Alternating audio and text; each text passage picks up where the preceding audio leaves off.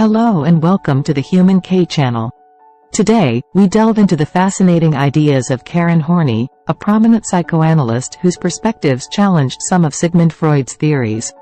Horney placed greater emphasis on social factors than biological ones in understanding human nature. Her own childhood experiences greatly influenced her ideas about love, security, and the development of individuals. So, let's begin our journey into Horney's theories. Horney believed that our need for safety was fundamental to our well-being.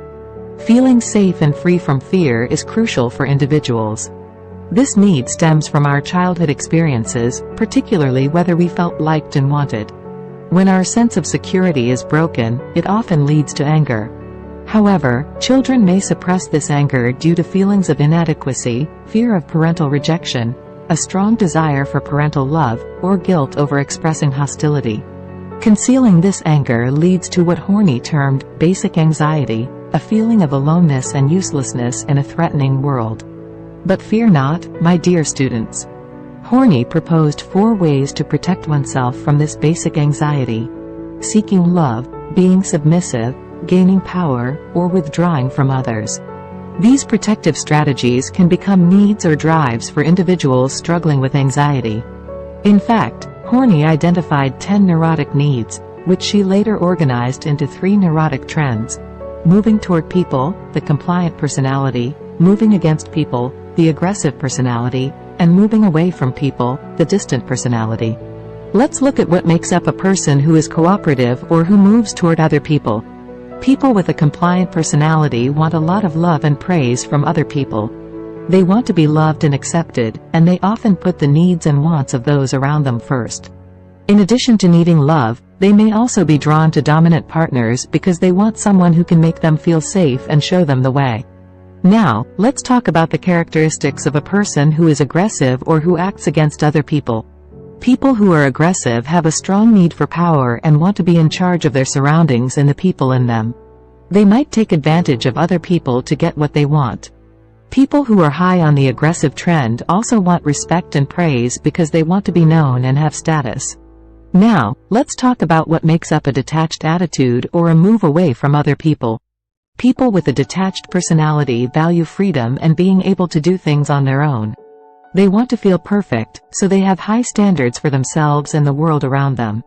Also, people with a detached personality tend to limit their lives in narrow ways, making barriers to protect their own space and keep an emotional distance from others.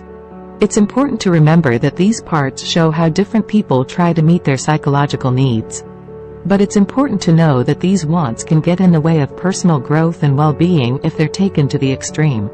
Remember that knowing these neurotic needs and trends helps us understand how complicated human behavior is and how people try to get what they want from their minds.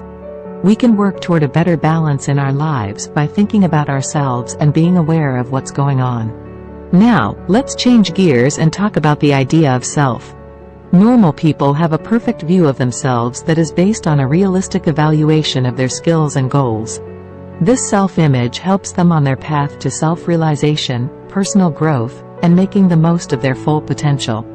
Neurotic people, on the other hand, start to think that they are better than they really are.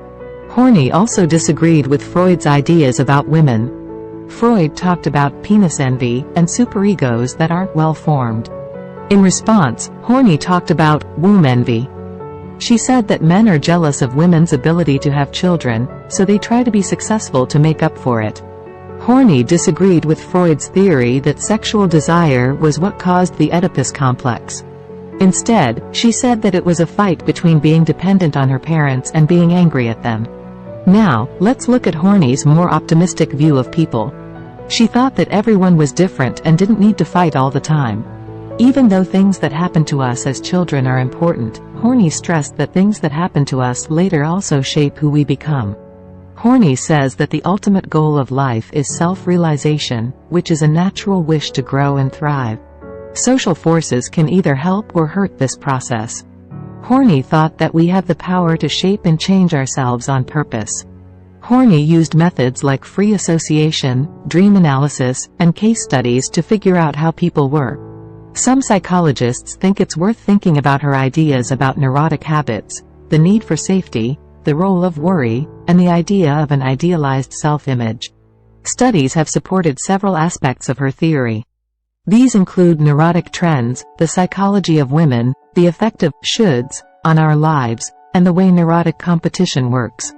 On the other hand, detractors claim that Horney's theory lacks the depth of Freud's and heavily draws from middle-class American culture. Let's delve into some of the key highlights. Studies examining individuals who score high in the aggressive neurotic trend have revealed interesting insights. Firstly, these individuals may struggle academically, not performing as well in school compared to others. Additionally, researchers have found a correlation between the aggressive trend and mental health issues. It appears that those who exhibit higher levels of aggression are more susceptible to experiencing psychological difficulties. Moreover, researchers have discovered an intriguing relationship between the aggressive trend and career choices. Individuals high in aggression are more likely to pursue majors in business rather than helping professions. This suggests a propensity for competition and assertiveness in their chosen career paths. Now, let's shift our attention to the neurotic competitiveness trend. Research has shown that individuals scoring high in this trend exhibit certain characteristics. Firstly, they tend to display higher levels of neuroticism, indicating an inclination towards emotional instability and anxiety. Furthermore, those high in neurotic competitiveness often exhibit narcissistic traits. They may have an exaggerated sense of self-importance and a constant need for admiration and validation. Interestingly, researchers have also observed that individuals scoring high in this trend tend to be more authoritarian in their attitudes and behaviors. They may have a preference for hierarchical power structures and a desire for control. Finally, individuals high in neurotic competitiveness tend to have lower self-esteem. This suggests that their competitiveness and constant comparison with others may stem from an underlying insecurity and a need to prove themselves. In conclusion, Karen Horney's theories challenge traditional psychoanalytic thought by emphasizing social factors and the individual's potential for growth. While not without its critiques, her work provides valuable insights into the complexities of human behavior and the pursuit of self-realization. Thank you, class. I hope today's exploration of Karen Horney's ideas has broadened your understanding of psychological theories. Remember, knowledge is a journey, and we are fortunate to embark on it together. See you next time.